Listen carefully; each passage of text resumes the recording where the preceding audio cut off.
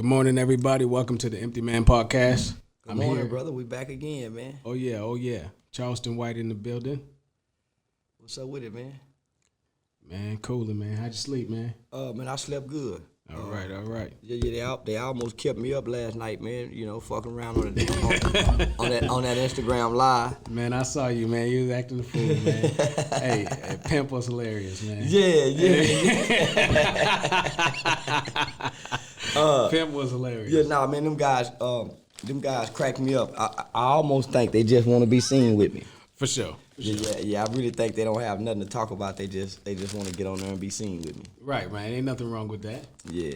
Yeah. I think something wrong with it, but you know, to each his own. Each his own. I got something better to do on a Saturday night or a Sunday night than to sit up on a nigga's live to try to be antagonistic to him. And Right. I get something from doing this. I got a platform. I got a brand. I've become a content creator. Right. By you being on the other side fucking with me. Right. You gets nothing for fucking with me. Somebody got to do it, though, Charles. Yeah, well, because I need content. Right, that's just a lot in life, man. That's just a lot in life, man. It's all right. Yeah, but nah, man, I just want to appreciate you, homie. The hospitality that you've extended. Sure. The warm welcome. Oh, yeah. You rolled out the red carpet. And like I said, man, my publicist said that this is the blueprint for booking Charleston White. That's what's up, man. You set this shit in stone, nigga. That's what's up, man. I appreciate you for coming out, man. I had to. Yeah. Yeah, I appreciate you. And you got good people around you, homie. Oh, yeah. Yeah, you got real good people around you. Oh, yeah, I have to, man. My circle's very small. Yeah. Yeah, and it's filled with good people, man. Hopefully you can enter that circle. Oh, man, I wouldn't have came if I can't get in. Right. Yeah. I don't show up just for the money. Right. I show up for the relationships. Right. Yeah. And I see that, man. Yeah. And I just want to tell everybody, man, how real this man is. I had him for a previous booking, and he called me because there was a conflict in scheduling, and he said, "Man, I got to go to the 85 South show. Which day did I have you booked for?" I told him the date, and there was a conflict. Yeah. And I said, I was booking my own shit, right? So Right. I didn't have a publicist. I didn't have a manager. Right. So I was booking shit, nigga, and was booking shit on the same day. Right. In 2 different states. Right.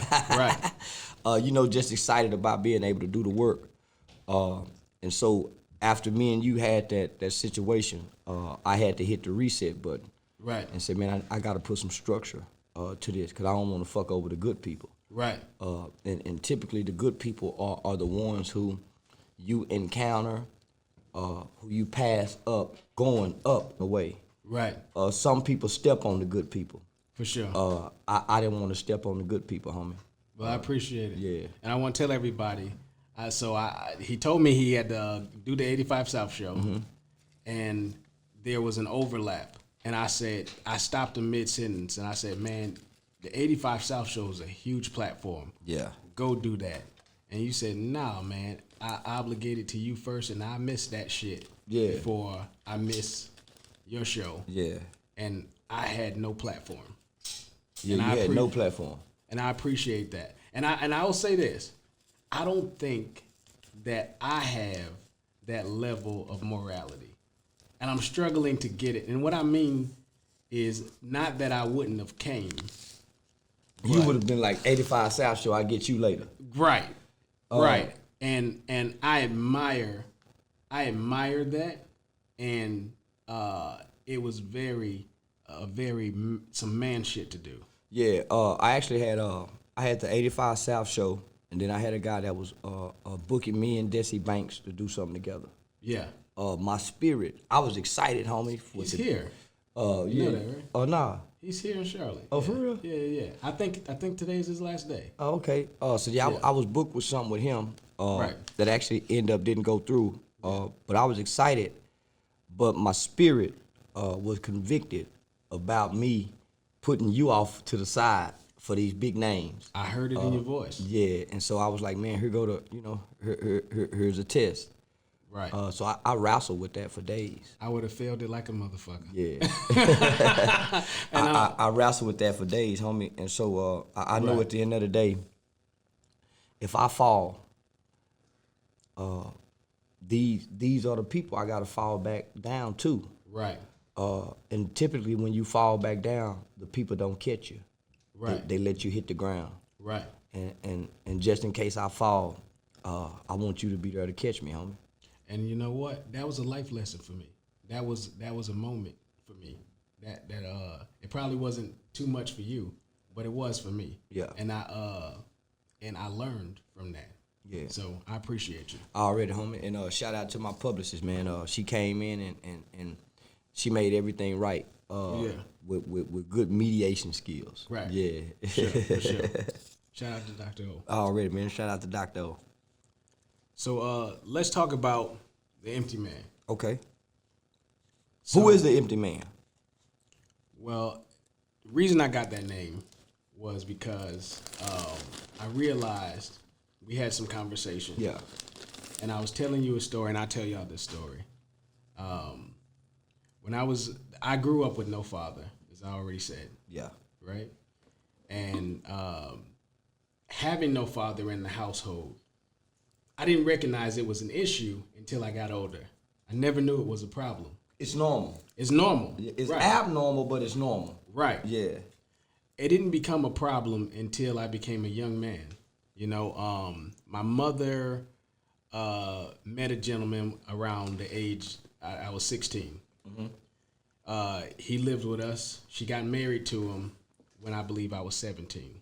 Okay. And he wasn't the type of man to have conversation with me. The older man didn't talk. Right. He didn't talk at all. Yeah. He didn't talk at all.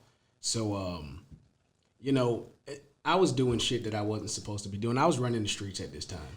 I was in the street every day. I was never home. I was always in the street. Yeah. And I had a responsibility to pull trash cans to the front. That's it. That's it. Your only responsibility was just pull the trash to the front. Pull the trash cans to the front. I couldn't even do that. Right? Damn. Couldn't do that on time. You and me both. You know, I heard him, you know, he would never say nothing to me. As most smart men would. So meaning Right. if I marry a woman and she got a 17-year-old kid, I ain't got no business coming in and saying nothing to that boy. Right. And I don't blame him. Yeah. I don't blame him. Because you'll kill him. Or he'll Right. have to kill you. Right. Yeah. Right. Go ahead. And I walked up on him talking to my mother about me. Yeah, he need to take that trash can out. The boy don't do nothing. So you hearing him gripe and complain Right. about you. Right. And you know, I flipped out. And you think you tough at this time. Tough as a motherfucker. And you in them streets. All day. And you fighting out there. Already. So you really want to jump on him. Right. Yeah. You already resent him. Right. Yeah. You Right. secretly resent him just for even showing up in the household as a man. Exactly. Yeah. Exactly. So I heard him talking, and I said, "Why don't you talk to me, motherfucker? You know, talking to my mama, talk to me." Yeah. You know, and I bucked up, and he threw a conch shell at me. And I don't know if y'all know what a conch shell is. It's one of them decorative shells with the spikes on it. Yeah. You can put your hand in it. You can put your ear to it, and they say you can And hear you the hear the ocean. water. Yeah. Right. Yeah. Right. So he threw that shit at me, man. And I ran to the kitchen and got a Michael Myers knife. I got a butcher knife. And I ran at this man. And my mother grabbed at my shirt. And all her fingers missed except for one finger. And my legs was running, so I got momentum, but she yanked my shirt back, so my legs came out from under me. Yeah. And I hit the ground, and she grabbed that blade with her hand. But I was going to kill that man. And that's what I wanted to do. I was looking for a reason to kill something. You know? In counseling and psychology and psychiatrist therapy sessions, they call that displaced anger. Right. You really walking around angry at the fact that your father's not there. You really walking around angry at the fact that you and your mother relationship may be what it was before he showed up. Right. So he shows up getting your mother's attention, affection, and then your mother's doing as he say do. So you hate a motherfucker like that. And you know what? You know what made this shit even worse? What's that? My mother had told me maybe a couple weeks prior that I'm married now and my husband come first. Oh, boy, you ready? Oh, man, as a 17-year-old boy who been with mama all his life, you really want to kill that nigga. I want to kill him dead. He taking my mama. Right. Yeah. Yeah. And not knowing, man, Mama was doing what every good woman's supposed to do. Right. Yeah, homie, you cling from your mother, and you cling to your husband and your wife. Right. Nothing comes before your wife. Nothing comes before your husband, your children, your mother. Nothing but God. Right. The children come second to your husband, to your wife. We tend to get that mixed up as black people. We think the kids is everything. Man, them kids ain't shit. Yeah, we think the kids everything. Man, fuck them kids. Man, them kids go grow up and leave both of us. Right. Yeah, them kids go grow up and say fuck mama and daddy.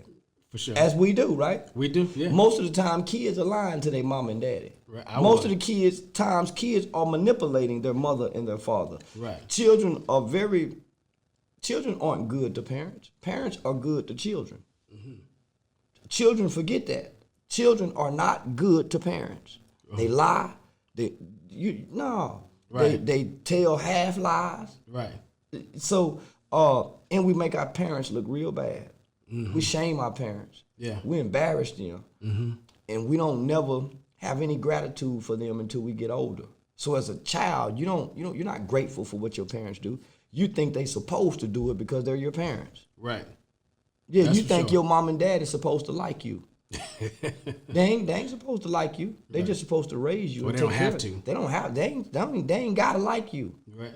They don't have to love you. Right. They're obligated to take care of you. Right. So I didn't understand that concept, homie, until I saw that movie Fences with Denzel Washington. I've always seen that clip, but I never seen the movie. Say, man, that's real. Nigga, I ain't gotta like you, motherfucker. Right. I ain't even want you born. Yeah, but I gotta take care of you, nigga. Right. Right. So now, homie, we don't understand parents until we start trying to parent right. Right. I'm gonna say that again. We don't understand our parents until we start trying to parent right. Right. So I get what you're saying. Do you appreciate your stepfather now? Or have you gained an appreciation for him? I have. Yeah. Okay. Yeah, I have. Yeah, see that's the difference, homie. Being able to look back now as a man. Yeah, I harbor no bad feelings. Okay, good. With the man at all. Yeah, not good. at all. Him and your mom still married? No. Divorced? Yeah, They didn't make it? No, they didn't make it. Already. Yeah. But so at that time also, I had the streets, right? Yeah. But that was my secondary choice. The first thing was the Marine Corps. Okay. I wanted to go in the Marine Corps. The soldiers came over to my mother's house to sign the papers, and my mother cried. And she didn't want me to go into the Marines. She wanted me to go to the Navy. She wanted me to go to the Air Force. Anything but the Marine Corps. But something that she perceived to be easy. Right. Yeah. But or less dangerous. Right. And I just wanted to kill something or be killed. Stop right there. You was 18 years old. Yeah. Mad at the world. Yep. Resentful toward any man telling you what to do. Yep. And all you wanted to do was kill and die. Yeah. That's all I wanted to do. Kill and die. You didn't grow up playing Grand Theft Auto, did you? Nah. Yeah, I'm just fucking with you. Say, nah, homie, you just took us to the mindset and that's the ideology of most young niggas today because we walking around angry. Right. That's why they so quick to go off because they don't mind dying or killing. Right. And you know what I figured out, right? I figured just kill him. Yeah, you catch a young nigga want to die, kill him. Yeah. Cause he go kill you. Absolutely. Yeah. Absolutely. Yeah, and I didn't have the heart, I guess, to commit suicide. I was too cowardly to do that, but I didn't mind if somebody took me out. Yeah, you wasn't that tough. No. Suicide is not a coward act. At all. Let's just clear that up once. Right. Suicide is not a coward act. It's one of the most courageous things a motherfucker can do. I ain't that courage. Right. I ain't that courageous. Right. I ain't that tough. I ain't that strong. Right. To hurt me. Right. There's some people strong enough to hurt themselves. For sure. My best friend did it. Yeah, he did it. And it fucked me up to this day. And it's been over 10 years since it's happened. I've had the same thing, man. I watch the effects of what his children have to go through. And I see the pain right. That suicide does to the children. Right. It's a selfish act. Right. Very much a selfish act. It's so crazy, man. When I see one of my old friends from the neighborhood, every time he see me, he say, "Boy, you ain't dead yet."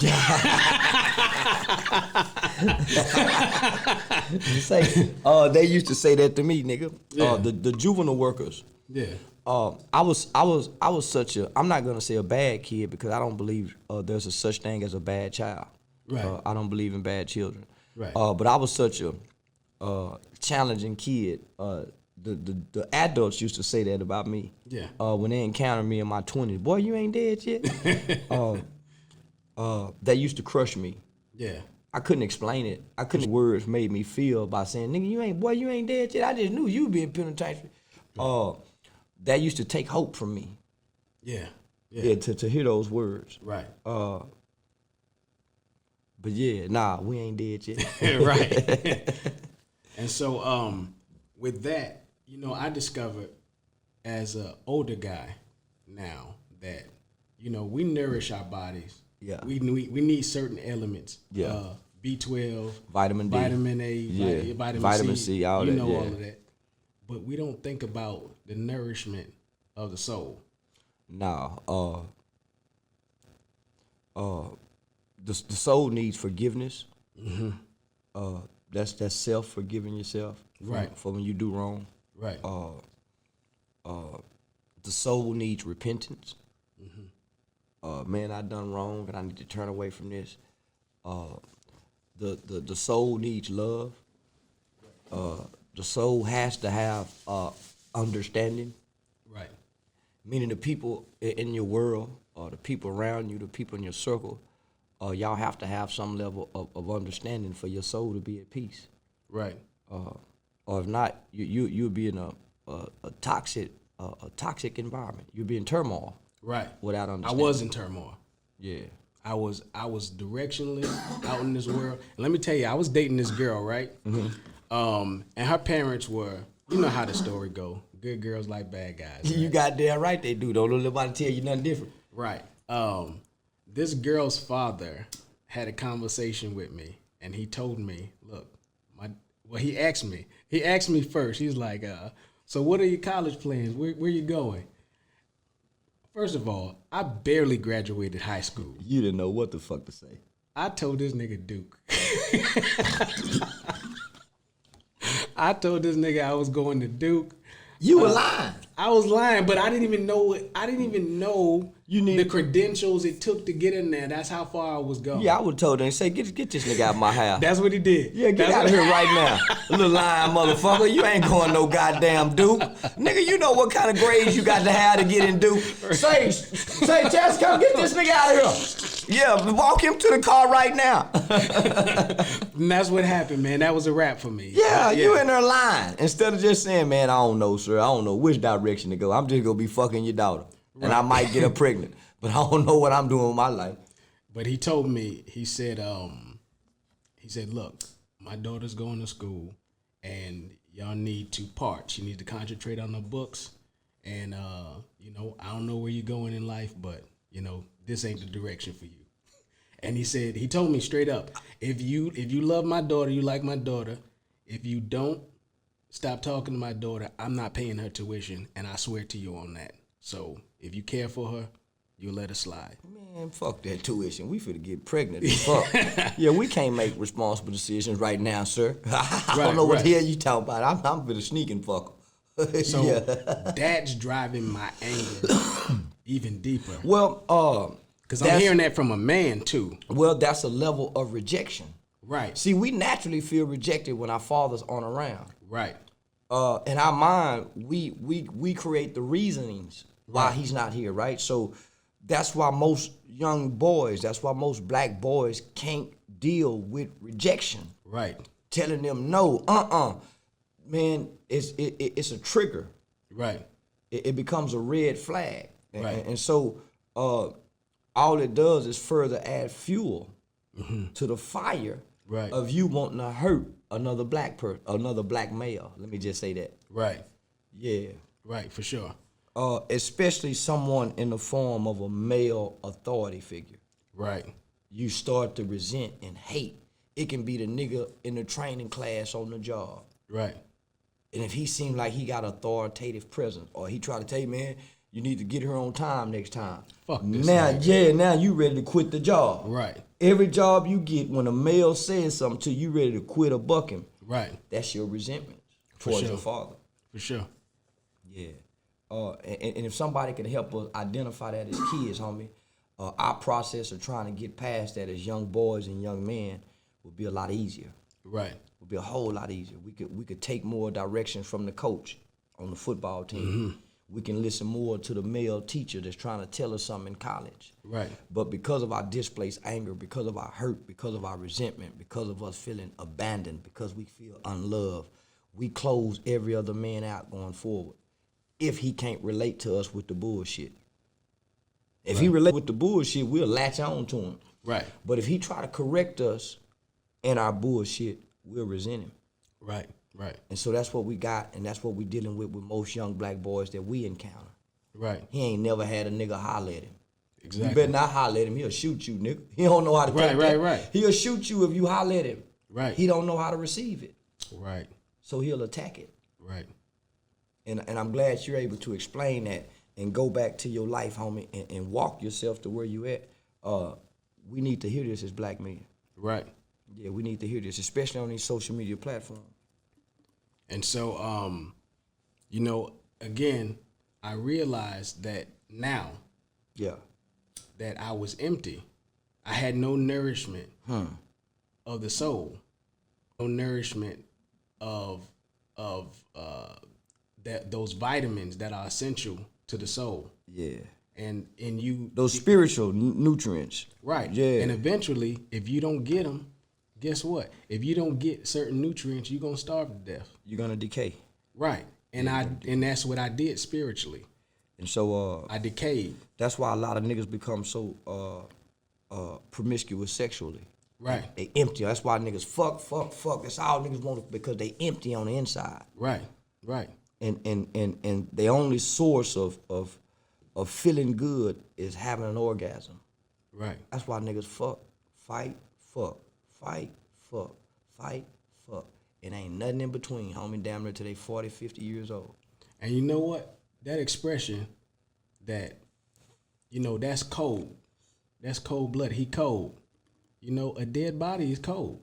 That's that emptiness. Yeah, a dead body is cold. That's that nigga walking around empty. When you look in his eyes, you can't connect. That's Right. that empty soul. Right.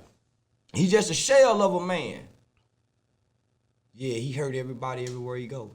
That's right. That's that empty soul. That's right. And that's the Empty Man Podcast. Yeah, I would say, well, shit, man, how that nigga come up with the Empty Man Podcast? Right. And it was so deep, I couldn't even think into it until you started explaining it to me. Right. Yeah, so it make a lot of sense. Most of us are empty till we meet a good woman. Right. Most niggas walking around, we empty in a motherfucker, homie, till we meet a good woman. Right. And then that's when we start to try to live and thrive as men. Right. So that's why all good men need a great woman. Right. In order for him to be great. He can be good, but he'll never be great by himself. He got to have a woman. Right, for sure. You got to have a partner. You have to have some companionship. Yes. Because your partner and your companionship remind you of how great you are. Right. The world won't. For sure. Yeah, so that's why choosing the right partner to have in life, whether that's your friends, whether that's the right motherfucker to sit next to in class. Because you get to pick your seat sometime. Mm-hmm. And where you choose to sit at in class, homie, will determine, you know, what you get out of class. And I don't think we get as black folks too. Your friends and especially your relationship is the greatest investment you're gonna make in life. It may not be a financial. It is a financial. They determine investment. your outcome. It does. Yeah, if you want to know where you're going, look at your 5 closest friends. Right. Do that every 6 months. Look at your 5 closest friends. Y'all go out. Everything you need to y'all go out to eat, go get drunk, have fun, and you just sit and look at them motherfuckers. Right. Yeah, just sit and look at them and say, man, why I'm with him? You'll see your future. Why I'm with him? Why? And do it. Y'all get drunk and see how they all act drunk. Then you ain't got a raise on your job. Right. Yeah. Go look at your friends and then look in the mirror and then everything else will add up. Right. So I had a, you know, my childhood wasn't all bad. I don't want to make it seem like that, you know. Yeah, we don't know it be bad because we were born into it. Correct. Yeah, you can be born into hell and you don't know that's hell till you grow up. And one thing I want you to we'll talk about off camera, but one of the good things in my life that sticks out is I had a chance to go to a camp. Yeah. It was kind of It wasn't Sandusky camp. Nah. Where was he at? He wasn't up Penn here. State. Okay, that's Penn State. I'm That's sorry. Penn State. I'm thinking that's Duke. My bad, Duke. No, but I got to go to this camp, and it was it's outdoors. You know, we learned how Nature. Right, nature. Yeah. And man, those were some of the best, most memorable times of my childhood. And I was one of very few black boys there. And I hate that. Camp Carter. Sound like Camp Carter. Every year they go take some kids. It's one in Fort Worth, very expensive camp. So it'd be like $1,000 a week, homie, for Wow, that's crazy. it's very expensive. But you go shoot the bow and arrow, you go canoe. Yeah, Boy, you go do all the We shit. did all of that. Yeah. And it's gonna create a lifetime memory. Right. Yeah. Man, and the last day I would cry every time I would leave there. Yeah. Seriously. Because you got to go back, because now you get to see something outside your world. You see where you come from. This really ain't normal. Right. You get to go somewhere where when you wake up, your money's still in your pocket. Right. Exactly. You didn't have to fight. Right. You were There's no trying to fights. fight. Yeah, you see what I'm saying? You Right. might have been trying to fight, but you don't have to fight in this world. Right. Back there, you have to fight. Right. So when you get to compare the two worlds, homie, some people strive to want to move toward that world, or they go back in that world and become worse because Right. they realize I ain't got this. Right. So it's good for some and then it's bad for others. Right. To see that just once a year. Right. Yeah. It becomes a stark reminder that, man, I'm living in some conditions that's not good. And as a kid begins to become aware of that, that's what make a nigga start selling drugs. Mm-hmm. That's what make children start getting involved in crime.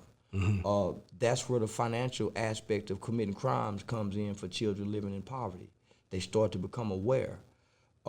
Most children who grow up in poverty, they don't know they poor.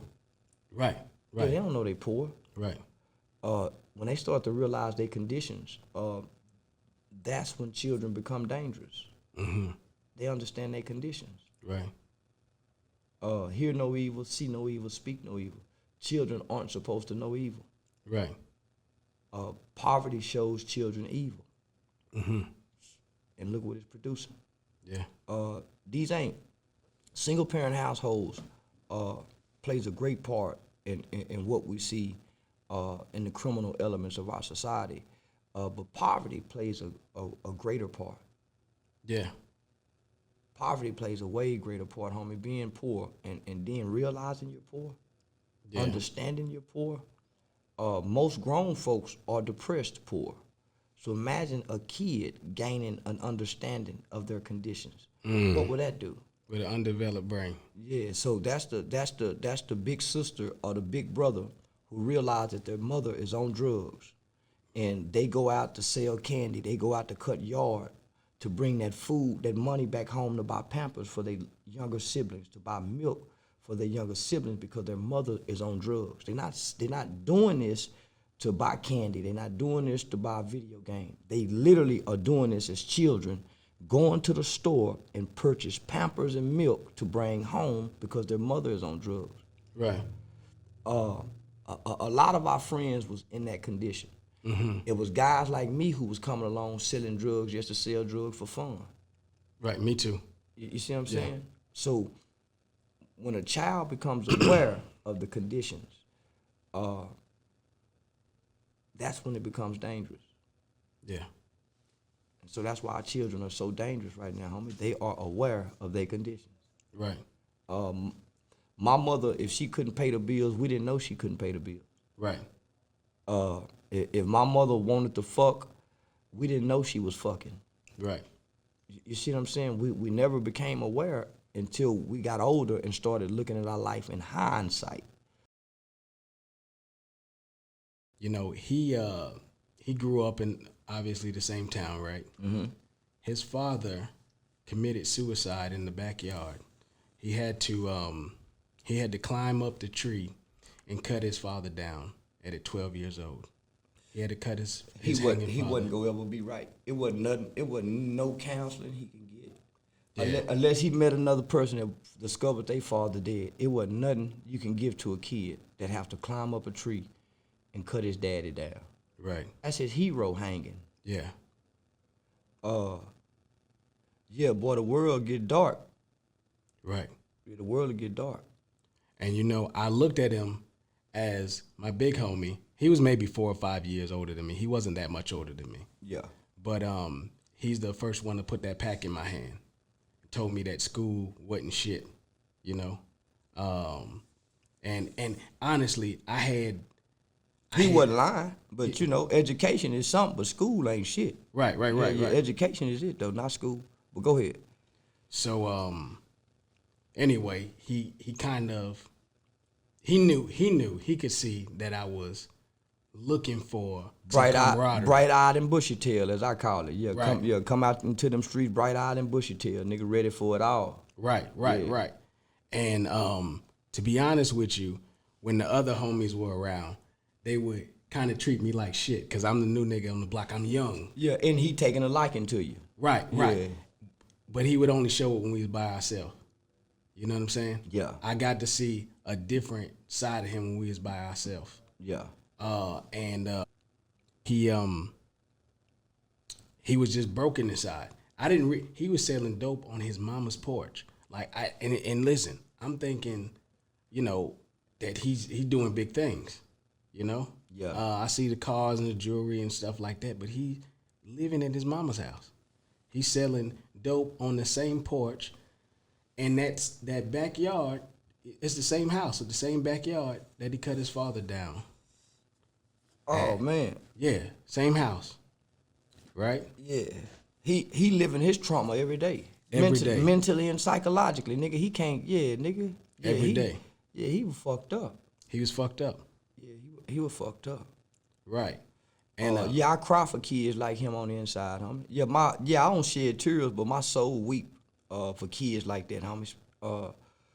Yeah, my soul weep for him, homie. Yeah, I couldn't imagine. Right. Yeah, I couldn't imagine. So he ended up getting shot. One bullet penetrated his heart, and the other was close range. Yeah. After a little John and East Side Boys concert. Yeah. Here in Charlotte. Yeah. And I realized that he wasn't a man when he died. You know, as I think back, he was a boy. There used to be a term called mental retardation. Mentally retarded. Yeah. Most black boys become mentally retarded. Yeah. They call it mental health. Yeah. But most of us aren't struggling with mental health. We mentally retarded. Yeah. Our mental growth stopped due to some traumatic childhood experience. Yeah. Some niggas' mental growth stopped when they went to prison. Mm-hmm. So they went and done 18 years, 19 years, 20 years, and they went in at 19, they came home at 39. They mentally retarded. They 39-year-old men, but they 19 years old mentally because their growth stopped mentally.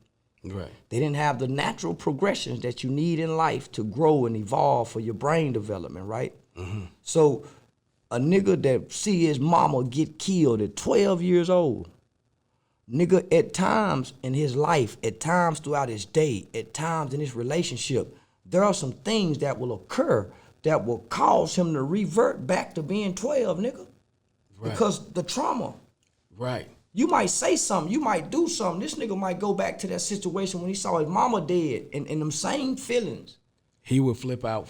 Man, that's for nothing. That's what I'm saying. So how a nigga grow past that, home? What in life can help you recover from cutting your daddy down? Yeah. How can you get that out your mind? Right. A kid ain't supposed to see that.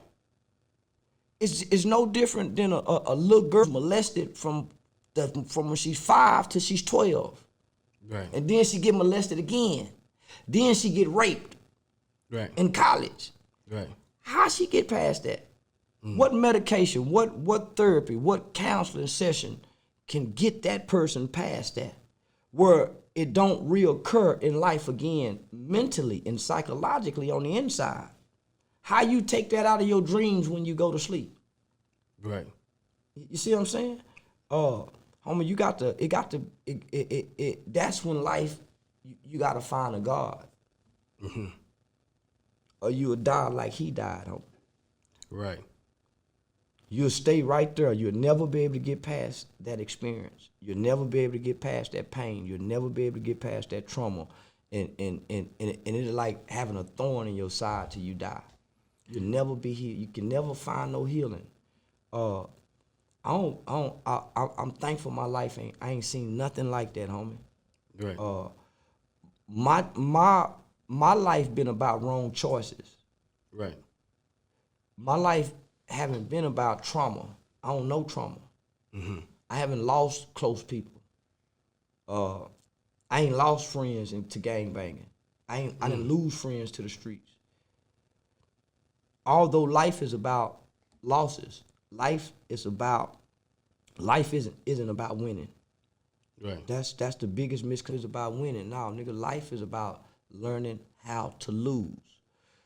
When you first get to this world, you're gonna lose your teeth. As you begin to leave this world, you're gonna lose your hair. You're gonna lose your mama. You're gonna lose your father. You might lose your eyesight. You might lose your ability to walk. Life is about learning how to lose, nigga, and overcome losses. Right. Shit ain't about winning. Yeah. So they teach us wrong, right? It's some losses, homie, you ain't gonna never be able to overcome. Who teach us how to deal with that loss? Right. Meaning that 12-year-old boy having to climb up that tree and cut his daddy down. You overcome that loss by finding other kids who the same thing. Right. And you help them overcome it since you can't overcome it. That's how you get over yours. You go help somebody else get over theirs. And in the process of you teaching and showing them how to overcome theirs, it helps you deal with yours. And man, I thought he was the biggest, baddest motherfucker around. Yeah. You know, at the time. And I thought that was masculinity. You understand? Yeah. He was a staple. You know? So a broken boy was your poster child for masculinity. Right. Right. Frederick Douglass said, it is much easier to create strong children than it is to repair broken men. Yeah. We got all these broken men around. Right. Broken, empty men, and we don't have no strong children. Right. Who grows up to replace these empty, broken men. Right. It's a cycle we keep repeating. Right. And I love this dude like a brother, you know? Again, I looked up to him. Yeah. And he's so dope. This is what I looked up to. A nigga that's so dope on his mama's porch. That's what I looked up to. Yeah, I used to look up to a nigga that used to pimp and kick hoes' ass. Yeah, I used to wake up in the middle of the night hearing my uncle whoop his hoe. And in 3-4 hours, I'm finna get up and go to school. Right. My mama be at the door saying, Wayne, don't do them girls like that. Stop. He had the door in there locked. And then when I get out of school, they sitting in the house listening to Anita Baker, smoking weed, getting ready to go hoe and pimp. Right. Like ain't nothing ever happened. So, you know, he who controls images controls minds. He who controls images controls minds. Those are the images that we left with, homie, to see in real life. We didn't get to see Bill Cosby in person. Right. We didn't get to meet Johnny Cochran. Right. Obama didn't come visit our school. So those are the images and the characters that we're left to mimic and portray based on what we see in our communities. Niggas on the porch hustling, and we think them some hell of a niggas. Right. Yeah, the nigga that kick a woman in her ass and slap her and come to the corner and talk about it was a hell of a nigga. Right. I ain't never seen a man get up and go to work. So I ain't never got up and went to work. Right. And I just want to tell young kids out there, you know, when he died, you know, again, I'm thinking he the biggest, baddest motherfucker around, but the nigga across the street don't think so. You know what I'm saying? Yeah. He bad to me, but he ain't shit to this nigga over here. Yeah. You know? And when he died, his service was unusual, I thought. I had lost other people in the street, right, earlier. Yeah. But I wasn't connected to them like this. Yeah. And he had the type of service where we took turns shoveling the dirt on the casket. It was that many people? It wasn't that many people, but we just was rotating. You know, you take a scoop, his brother take a scoop, somebody else take a scoop. Yeah. And to see the dirt start to become more and more, or cover the casket more and more. He's being submerged in dirt. Right. And it's one little corner left that you can see of the casket. Like a nigga saying, man, come on, y'all, don't leave me. Right. Yeah. And to take that shovel and turn that dirt over. On that last little corner. On that last little corner. That's the last piece of his memory. Man, it does something to you, you know? And I should never experience them. That was terrible. And I'm trying not to get emotional about it right now. Yeah. But man, the streets ain't hitting on shit. You know? Cold thing about it, nigga. It's a cold game. The coldest part is nigga be out here in these streets doing it how he doing it. And when we die, we got to borrow money to leave Earth. Our family is in a position where they got to beg somebody to come help us leave Earth. Right. And these people watched us sell drugs. They watched us gangbang. Mm-hmm. They watched us flash money on our Instagram, our Facebook pages. And then when we come up dead, our families are reduced to the shameful acts of begging just to get me off of Earth. Come on, man. That's the sad part, homie. You know, I got one of my homies. He's a dope boy. Yeah. And he had a saying that you motherfuckers can't even afford to die. Say, homie. Mr. Gregory. Hey, listen. We were down there with that gangbang and shit, right? Right. Mr. Gregory was the supervisor over Dorm 6. He was cool in the motherfucker, but boy, he was mean in the son bitch. He was mean in the motherfucker. He'd come take the TV and everything. So, man, that motherfucker told me, White, come on, man, let's go walking. So that motherfucker took me around campus, and I was probably about 16 at the time. And he said, say, man, when you get out of here, man, do your mama a favor and put insurance on yourself so your mama don't have to worry about burying you because you go die. Wow. That always stuck in my head. That ain't funny, man. Yeah, nah, he was wrong in the motherfucker telling the 16-year-old kid that, nigga. Yeah, he was wrong in the bitch. I don't mean to laugh, man. That shit funny, though. Yeah, I didn't know how to take that. Yeah, I didn't know how to take that. Nigga, I ain't, yeah. Yeah, Mr. Greg was a motherfucker, man. We used to call him Cool G. But you gotta be that raw with a kid that was playing how I was playing. Right. Nigga, we was already down there for murder. Right. You have to be that raw. You have to take a kid to see what you see. You have to let him see the nigga he look up to. Nigga, look at him. Right. Look how he died, nigga. You have to let a nigga know, oh, man, that nigga died a dope fiend. See, that's why I'm so quick to say, yeah, nigga, Monster Cody died in a tent. That nigga was a dope fiend. Nigga, how you go kill 20 people? Right. How you go put in all this work as a gang member? How you go sell all this dope, nigga? How you go be such a hood nigga, mislead all these people, and then you don't want the legacy of your shame to be passed down so don't nobody else fill your shoes? Right. That's why I say we gotta speak on the dead. Right. The dead ain't off limits when they die. Right. It's a dash. It's a dash in between your birthday and your death date that everybody got a right to speak on, nigga, dead or alive. Mm-hmm. You lived this life, so people have to speak on it because you lived it. Don't die and be ashamed of how you live. Don't have people saying you can't speak on the dead. No, if he was this when he died, let's talk about this, nigga. 100%. Yeah, you don't get no exemption once you die. Right. Because how you lived is supposed to be talked about forever. You talk about Dr. King, good works forever. You talk about everybody, good works forever. Even the bad have to be talked about forever. You shouldn't have lived bad, motherfucker. Right. Right. So that's why I have no shame about speaking on the dead.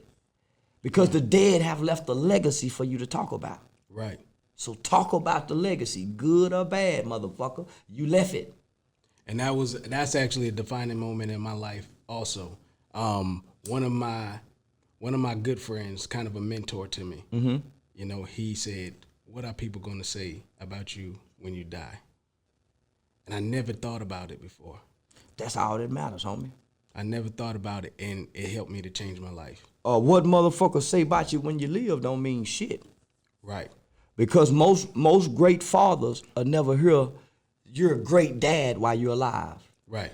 A real man don't get his rewards until he laying in his casket and everybody standing over him saying what kind of man he was.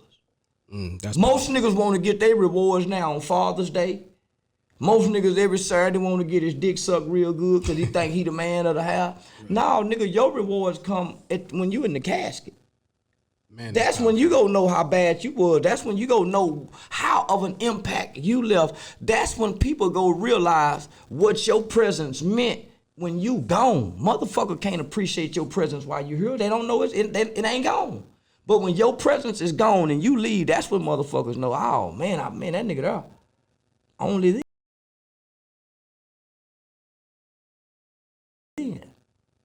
So what ushered you into the streets and end up catching a body and going to juvenile? Playing as a little boy, playing gangster.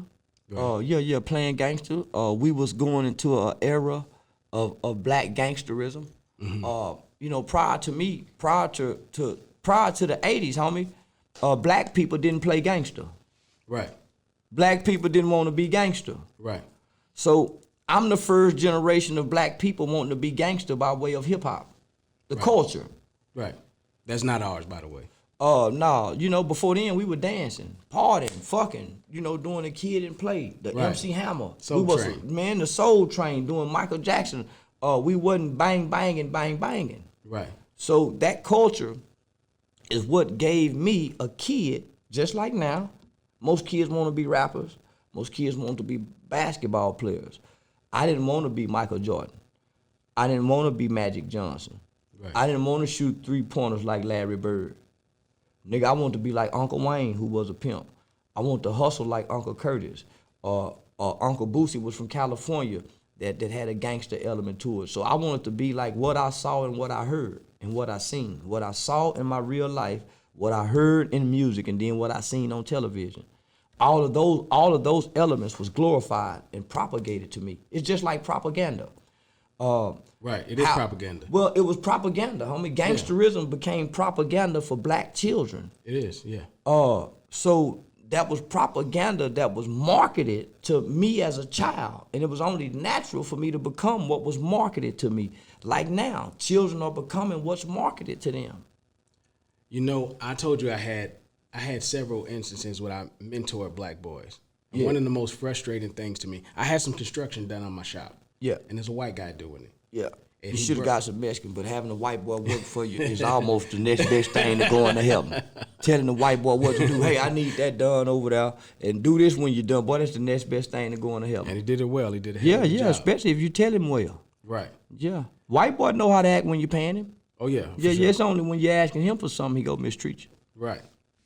So the second day he brought his son in with him, and the boy was 13 years old, and I'm just having conversations with him. Like, you take over your pop's business? He's like, nah, I don't want to do this. And I said, well, what you want to do? He said, I want to be a welder. I'm gonna be a welder. I said, you started yet? He said, yeah, I weld things all the time. 13 years old. Yeah. Man, I can tell you, out of hundreds of black boys I've talked to over the years, just having conversations, I've never heard no shit like that come out of their mouth. It's always the same thing. Yeah, we used to teach welding In the hood, homie, down at the Right. Classy Lady. Yeah, my nigga Sane used to bring the welding machine. And yeah, we used to let them young niggas, and then, you know, the young kids, niggas 7, 8 years old, put that welding hat on them, nigga, and let them shoot that welding gun with no sleeves on their arm. They be scared of that popping, but nah, nigga, get tough. Right. Yeah, nah, man. When I speak at college, university, right? I spoke at the University of Arkansas one time. It was like a forensic sociology class. Law enforcement, all these motherfuckers for to be FBI agents. And so I like to ask them, man, what made you come to college, Miss Lady? Well, my dad is a doctor and such and such. So I like to go around the room in colleges and ask white kids, well, what made you go to college? And all the common denominator is a parent or somebody was, I want to be a police officer because my dad was a police officer. I want to go to the military because my granddad and my dad's dad was military. So that's a tradition. Right. That's a subculture that's passed down within a culture. Right. Nigga, we don't pass nothing down. Nothing. Nigga don't know to be nothing growing up. You got your mama telling you what she wants you to be. Right. She trying to tell you what she wants you to be, but she ain't got no man. Mm-hmm. She ain't got no man. So how she gonna shape you and she trying to shape you? She trying to shape you based off failed relationships with all the men she know, whether that's a father, whether that's a brother, whether that's a boyfriend, whether that's a co-worker. Most of her relationship with a man is failed. But she trying to shape you and telling you what you go be and what you ain't go do.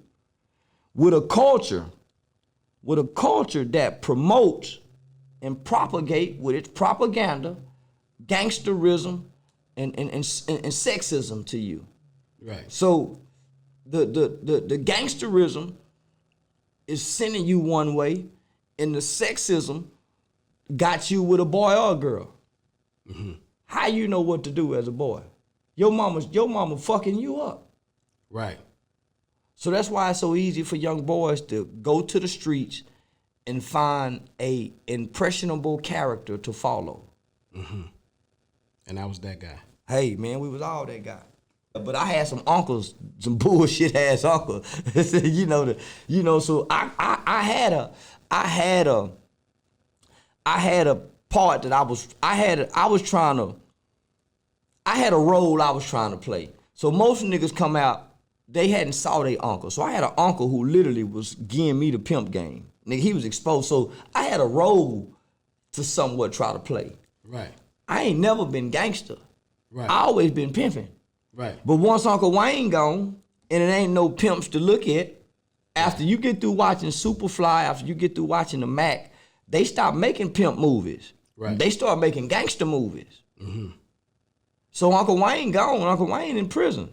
So I ain't got no more pimping influence. But that's how I'm raised. I take on gangster. Right. When I grow up, when I grow up and realize what I think I am, I lead gangster. Right. No, nigga, I'm pimping. I'm pimping. But those are the role characters that I was exposed to. Right. You see what I'm saying? So I was exposed to hustling, nigga, I'm pimping.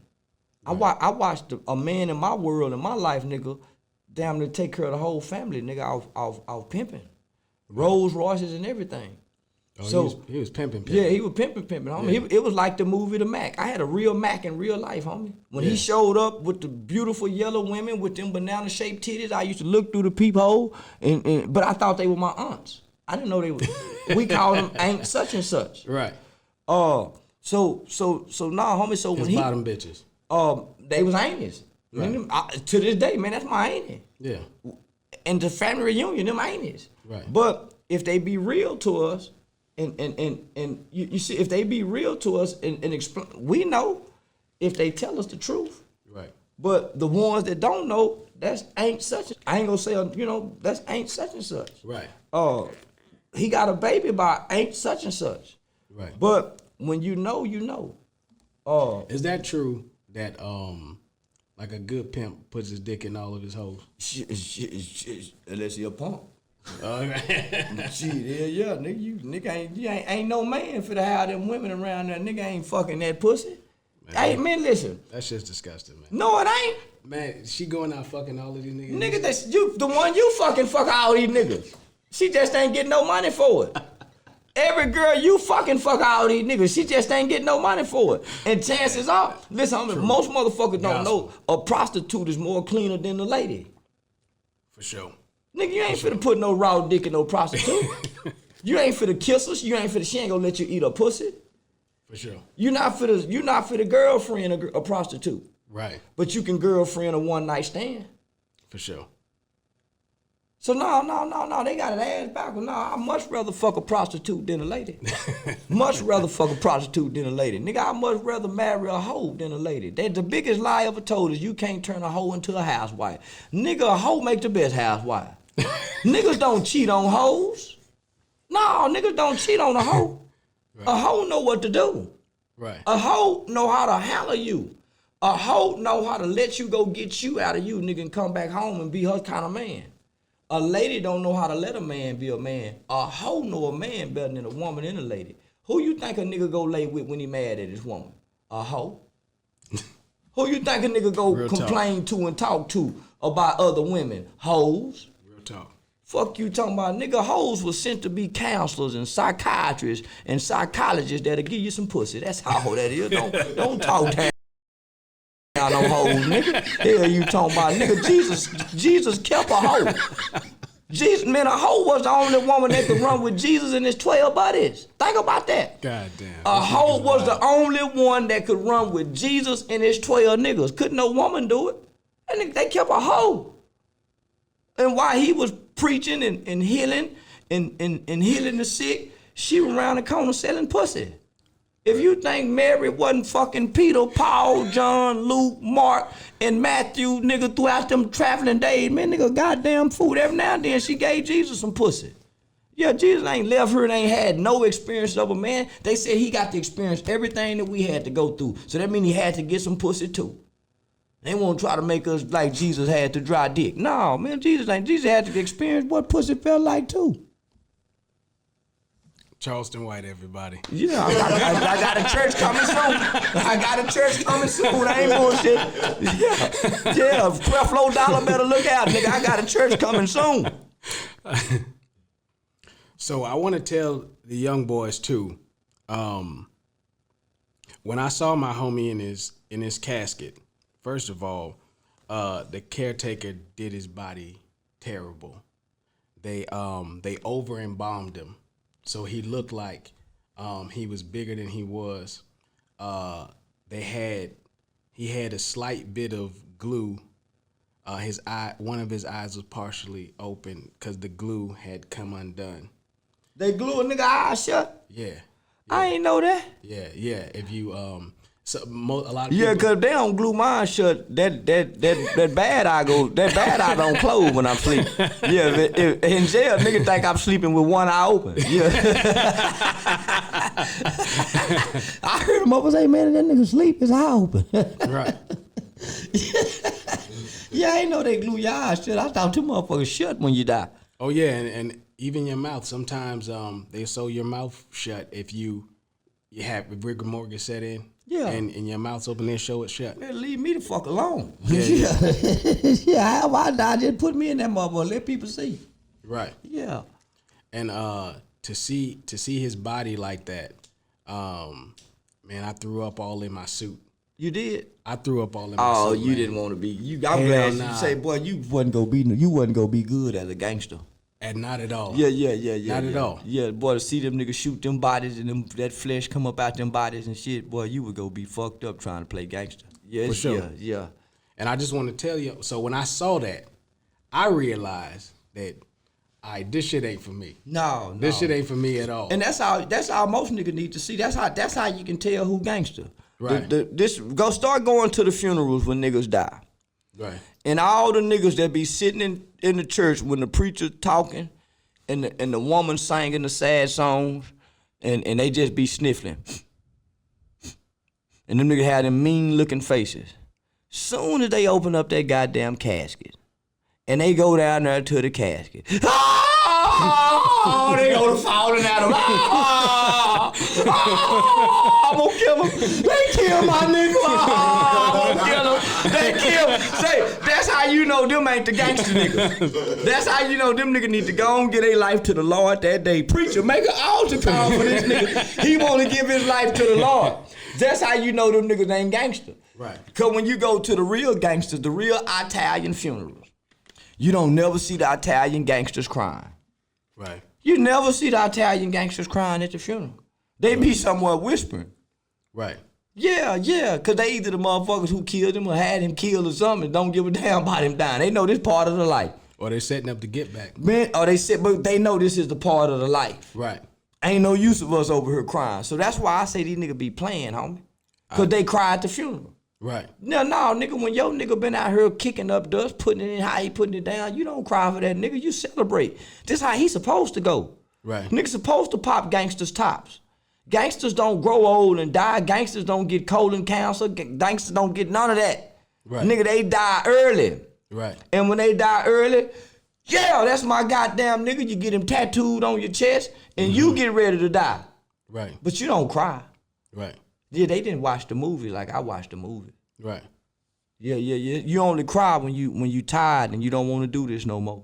Right. And you ready to stop. That's when you start crying. Right. But if you plan on carrying on and continue on, nigga, don't show up at them funerals crying, nigga. Right. Yeah. So we need a gangster booklet. Yeah, we need a gangster booklet. And then we can get along with each other better. Right. The gangster niggas wouldn't cross paths with the sheep niggas. Right. And excuse me. And seeing him like that, again, he the baddest motherfucker I know around. You understand? Yeah. To see him laying like that, I knew I didn't belong in them streets. Again, I was out there looking for something that I never found. Well, you thought you wanted to die and kill. Right. Yeah, you thought you wanted to die and kill. Right. Till you start seeing motherfuckers die. Right. And what it looked like to die. Right. Yeah. And I'm gonna tell you, I moved. I relocated. That was it for me. Because I knew that if this could happen to him, I ain't got no chance out here. And you thought he was bad. I thought he was bad. Yeah. And I want to tell you too, all the kids out there, when I understood what this life is, you got three ways out. There's three ways to live this life. You either die, you go to prison, or you become a dope addict. Yeah. Some you going eventually. A lot of us who sell dope, you've been selling this shit for a long time. You get curious. It's already leaking in your pores. Yeah, it's already leaking through when you're touching it. Yeah, when you're touching it, inhaling it. Right. And I seen some of the homies back then. They dope addicts now. Yeah. It's just like and I'm finna take a jab right now. It's just like Sauce Walker. You can pimp long as you want to. Eventually, you end up laying with them hoes and having a baby. What nigga want to have a baby with a whore? God damn. So if you sell dope long enough, eventually you go try the dope. Right. If you pimp long enough, nigga, you go fall in love with the hoe. Right. You pimp long enough, you'll never be able to have a normal relationship with no woman.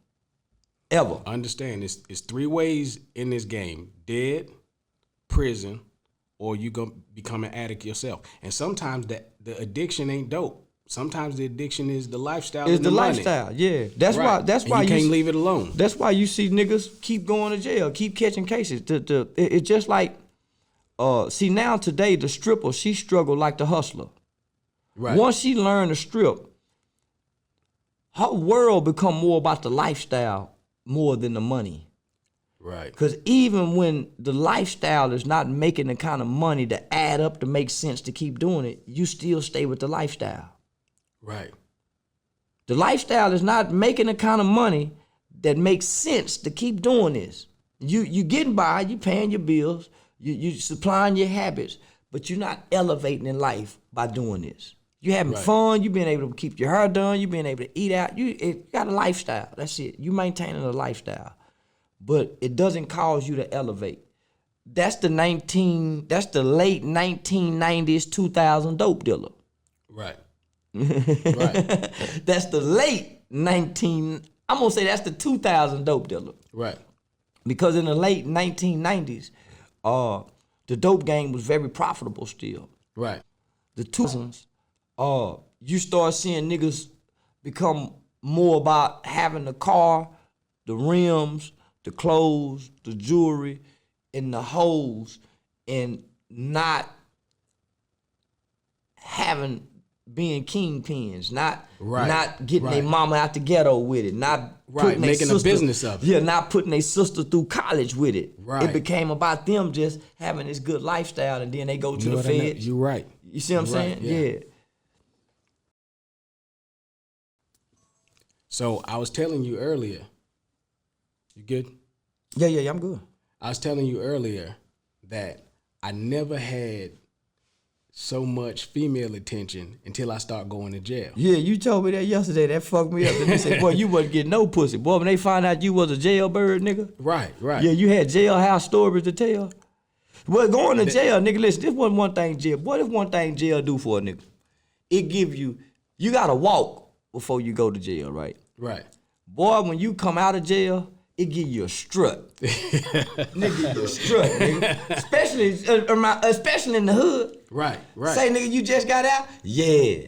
Right. Yeah, it give you a strut before you couldn't strut. And you know what's crazy? I've been through several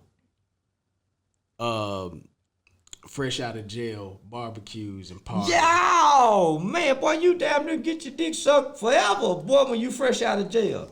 But boy, when I didn't have one thrown for me. Cause I didn't do for real? Yeah, no. I attended.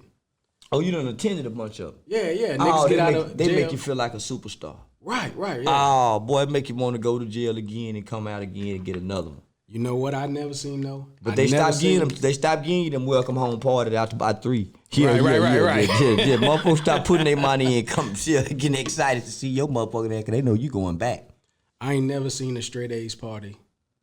Me neither. Or an honor roll party. I ain't never seen one of those either. But I've been to plenty of fresh out of jail parties. Yeah, I ain't never seen a good citizenship party. Right. Yeah. I ain't never seen a party for a kid just because he a good kid. He got to wait till his birthday. Right. That little bad motherfucker get all kind of games and gifts when he get in trouble. Yeah, they damn near try to bribe the motherfucker that bad son bitch to do good. We got tickets. We got tickets to the Mavericks game for these bad motherfuckers. Say we got tickets to the WWE for all these little gang banging motherfuckers. But them good kids, we ain't got no tickets for them. Fuck them kids. Yeah, fuck them good. Don't nobody do shit for them good kids. It's a good kid don't get a goddamn thing. Let them do something wrong, they gonna get their ass whooped. That little bad motherfucker hardly get whoopings. When you see that bad motherfucker, they kiss him and hug. Come here with your bad ass, boy. You go. Yeah, they love on that little bad motherfucker. Right. Man, I got so much love as a little boy and so much attention. I ain't bullshitting. That was really the motivation to keep being bad. Right. Yeah, because the attention I used to get. Yeah, that good motherfucker didn't get nothing. I got everything. I ain't bullshit, nigga. I learned that early as a kid, though. Right. Yeah, that's why I was a motherfucker as a little boy. Right. Yeah, nigga, I stayed. Man, grown folks showered me with attention. Sometimes I couldn't even go outside. They wanted to give me so much goddamn attention. I'd be mad in the mother, cause I'm gonna go outside and do something. Right. Yeah. Right. Yeah. Bring your ass in this house. I knew your ass was gonna do something. So everywhere I went, you don't let him go. He go break a window. He go watch him. So yeah, cause if they wasn't, so that's what they would say. So as a kid, hearing them say that, then they put a jacket on you. So as a kid, you live up to the labels they put on you. Right. Yeah, girl, he crazy. And now he punching holes in the wall because he been hearing grandmama and them say he crazy because his daddy was crazy. Right. So now he trying to act like his daddy. Right. Because y'all done said this about him. So yeah, they just said that boy Blue bad. But shit, nigga, I'm going to be bad. They said I am. Right. Yeah, nigga, I was a bad motherfucker. I ain't lying. I ain't bullshit. Yeah, I'm gonna kill your dog. I'm gonna squirt lighter fluid on the cat and set it on fire. I'm gonna fuck your daughter. I'm gonna be sneaking in the kitchen at night while everybody sleep, eating up your Little Debbie snack cakes. And when they wake up in the morning, who done ate up all these goddamn cookies?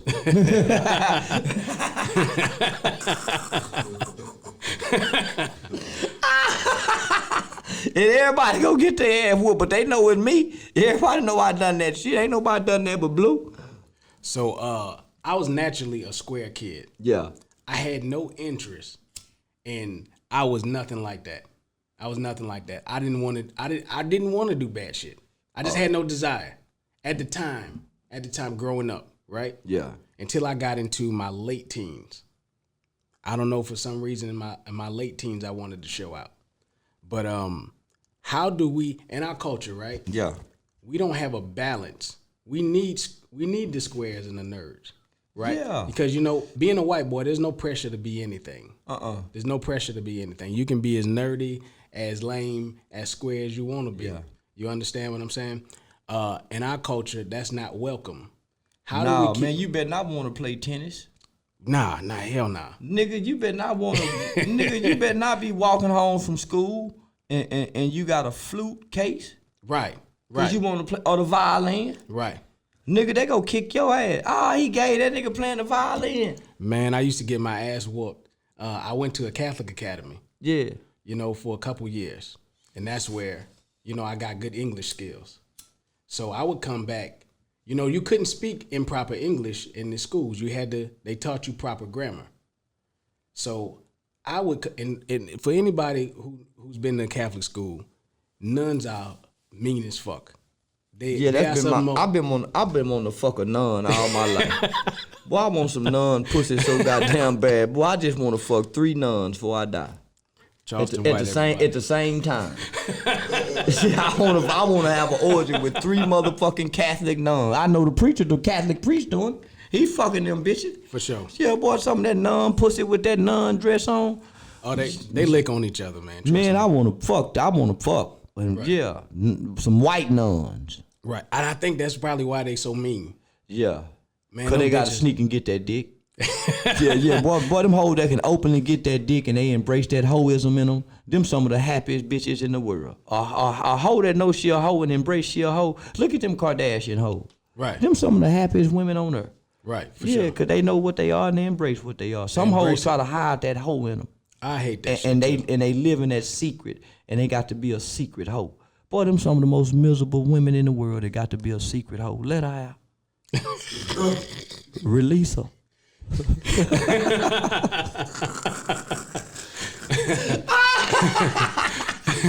Ooh, I love a hoe. I ain't bullshit.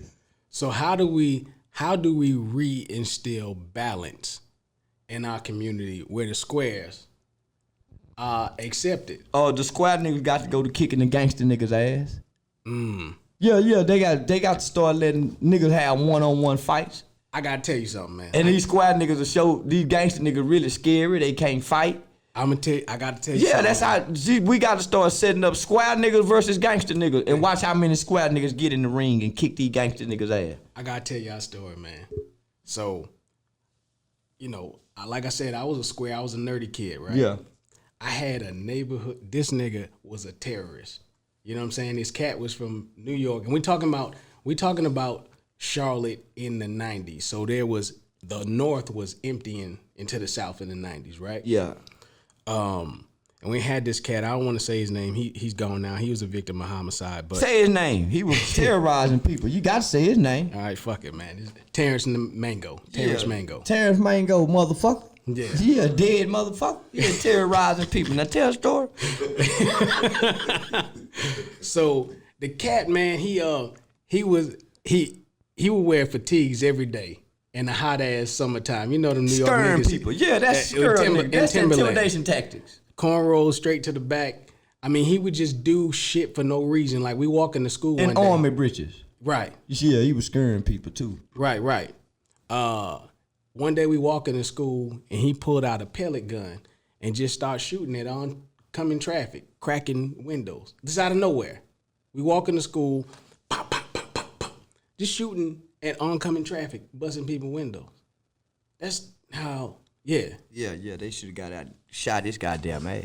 He was breaking into people's house, stealing PlayStations and all kind of shit, right? I was terrified of this kid. And he wasn't alone. He ran with a clique too. Yeah. Right? I was terrified of this kid. Make a long story short, his sisters got in a fight with my sister. Yeah. I ain't got shit to do with this, right? You lying motherfucker. Nah, nigga, I ain't got shit to do with this. I'm scared of this nigga, right? Yeah. So his sisters jumped my sister. And my mama, like, nah, you gonna go down to that bus stop. I'ma play goalie. You gonna whoop their ass one-on-one. My sister whooped their ass one-on-one, right? Yeah. And his mama was kind of short. And she didn't want no smoke with my mama. They got into an argument. And she didn't want them hands. Yeah, your mama kind of gangster. Right, yeah. for sure. Anyway, not me at all. Yeah, I didn't want them problems. Yeah, you the opposite. Most gangster mama sons either gangster, or they good kids that don't want no problem like that. Yeah, I ain't want no smoke, man. Yeah. So this nigga approached me one day. He's like, "Yo, what's up with that shit? Your mother, you know, how in New York City, your mother." Yeah. What's up with that shit? Your mother was doing this and that. I was like, nigga, I ain't got no shit to do with that. Your sister whoop-de whoop whoop boo boo. I was like, man, I ain't got the shit to do with that, man. You want to jump them bitches? Like, what's up? I help you jump them. What you want to do, man? I got you scared. Man, I was shook. I was shook, man. Shook, man. So the nigga, so he see me scared. I'm cowering. Yeah. You know what I'm saying? And I know he gonna do something, so I'm taking slow steps back. And he's like, nah, man, it's all good. And he went to dap me up, right? And when he locked hands with me, he pulled me in to a punch. And that nigga hit me, man. He hit me square in my fucking jaw. And fight or flight kicked in. I'm terrorized. I'm scared. I'm waiting to hear what your response was. Man, I beat the dog shit out this nigga, Okay, man. yeah, cause listen to me. Hey, listen, I was ready to take the earphones off and say the interview over. This nigga, I was gonna say this nigga's a coward. Yeah, cause see, it got to be in you. Nigga hit you, I don't care how scared you is. Nigga, if you was some kind of nigga, your response is to fight back. Man. Yeah. I thought you were finna say, nah, I ran. I finna say, oh, Dewberry, come on, let's go. No. Oh, listen, let me tell you, I would have ran, but I couldn't because, listen, they heard the altercation, right? Yeah. And they started surrounding us. They made like a circle. You know how they used to do back in the day? They formed a circle around us. Yeah. Nigga, when I took a couple steps back, this bitch pushed me in. Oh. Nigga, them two steps was to turn around and bolt. Yeah. Oh, don't get it twisted. Yeah. I would have ran. Nah, man, if you hit me, it's something in me ain't gonna let me do nothing but fight back. Right. Nigga, big nigga can't hit me. You can't. See, that's why I watch my mother be afraid of animals. Right, mm-hmm. So most children inherit their mother's fears. So if a nigga mama scared of cats, they be scared of cats. If right. their mama scared of rats, they scared of rats. Mm-hmm. So as a kid, my courage was to attack things that I was afraid of. Right. So that's why I attacked dogs. That's why I attacked animals, because I was scared. Right. So that same mentality transpired in the streets. If I'm afraid of you, I'm gonna attack you. Right. That's my natural response of my fear is to attack what I'm afraid of. Right. So you better not make me scared. Right. Yeah, you better not make me scared of you, nigga. I'm gonna attack Man, out of fear. I blinked out and I beat this nigga so bad. I'm on top of him, left, right. You know, I'm pounding his face in the ground. So much so, my friends tried to grab me off of him.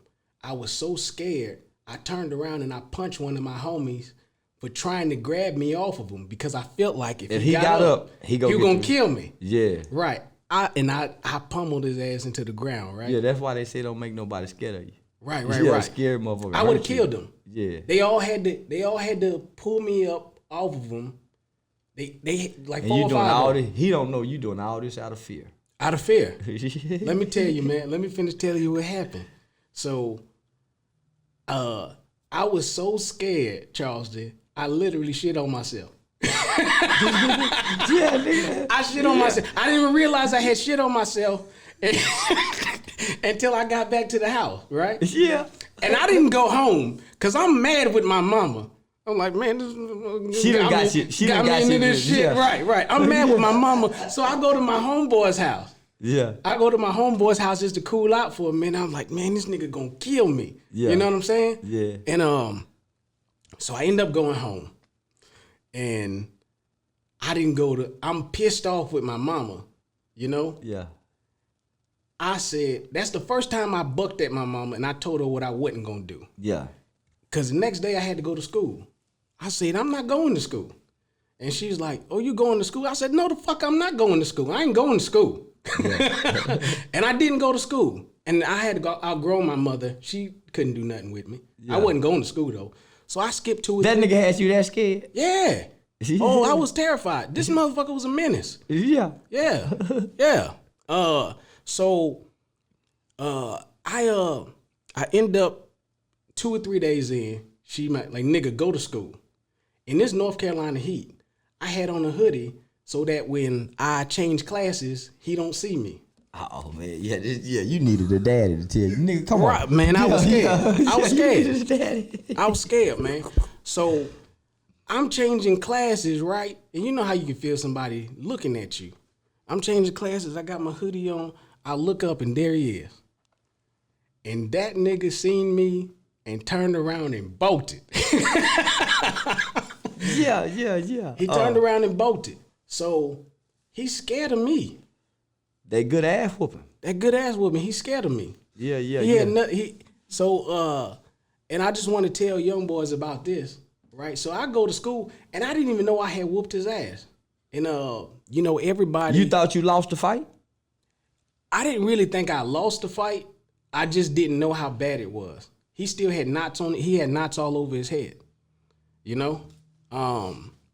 And he was scared of me. Yeah. And nigga put knots on my head, I'd probably be scared of him too, shit, nigga. And 2-3 days after the fight, them knots still on there. Yeah. Yeah, whatever that was he would hit me with, I don't want no more of them. Man, and I just want to tell young boys how I went wrong. That was kind of a precursor of where I started to go bad.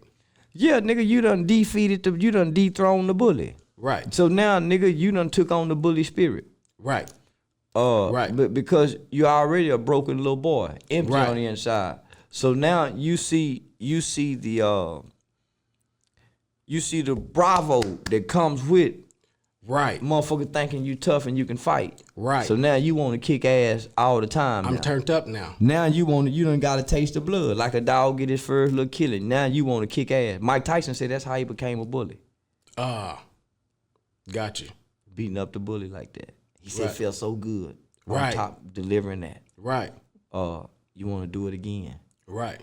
And so that's the dangers of killing. Mm-hmm. Once you kill once, you want to do it again. When you done partake in murder, and you done watch people take lives, and you done plan people's lives to be taken,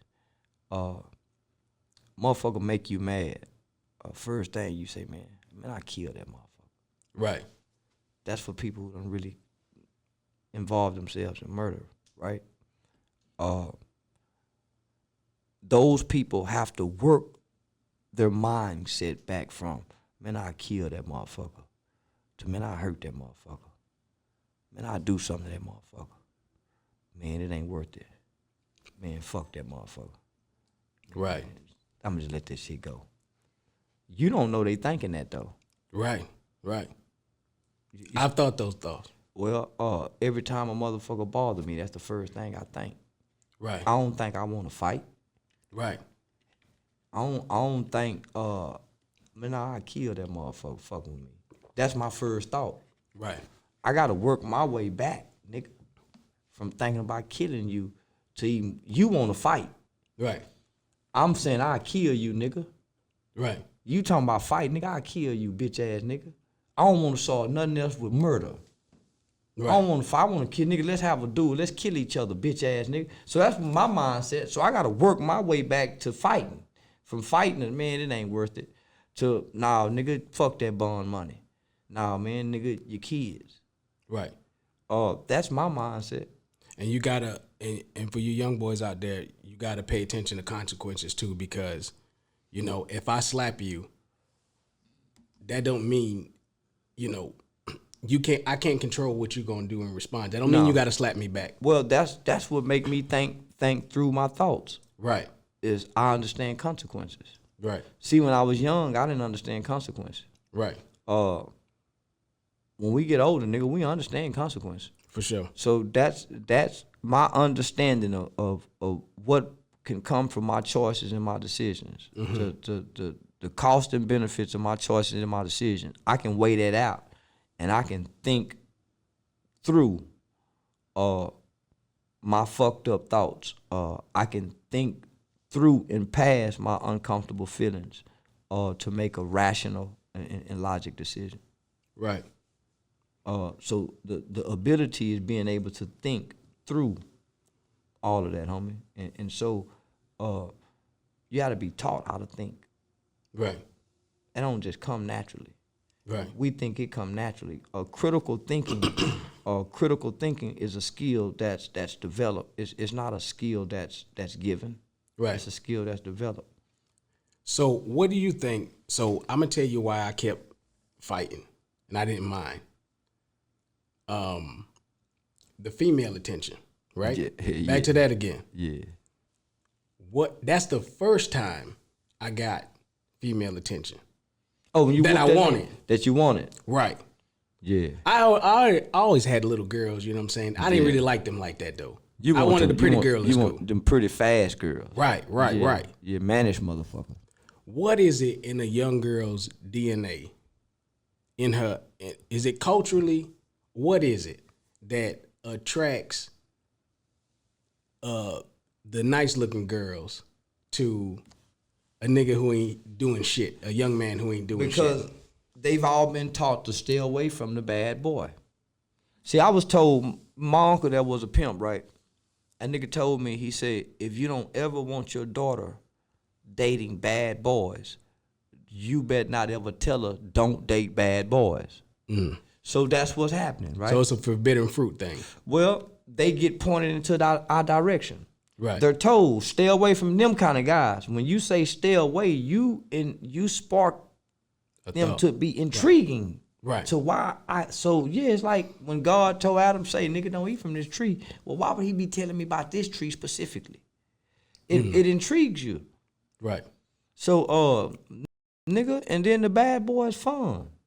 Right. Don't nobody want to go to, don't nobody want to study with a nigga that's really want to study. Right. No, she want a nigga that's accidentally, he start out his knee touching her knee while they reading together. Right. Then his hand on her thigh. Right. Then the next session, he finger fucking her. Right. You know how we, Oh, yeah. And then when he leave, he go tell everybody, smell this. Smell. That's Melissa pussy. Yeah, I was fingering her in study class. Y'all showed me, yeah. Then next thing you know, you fucking her.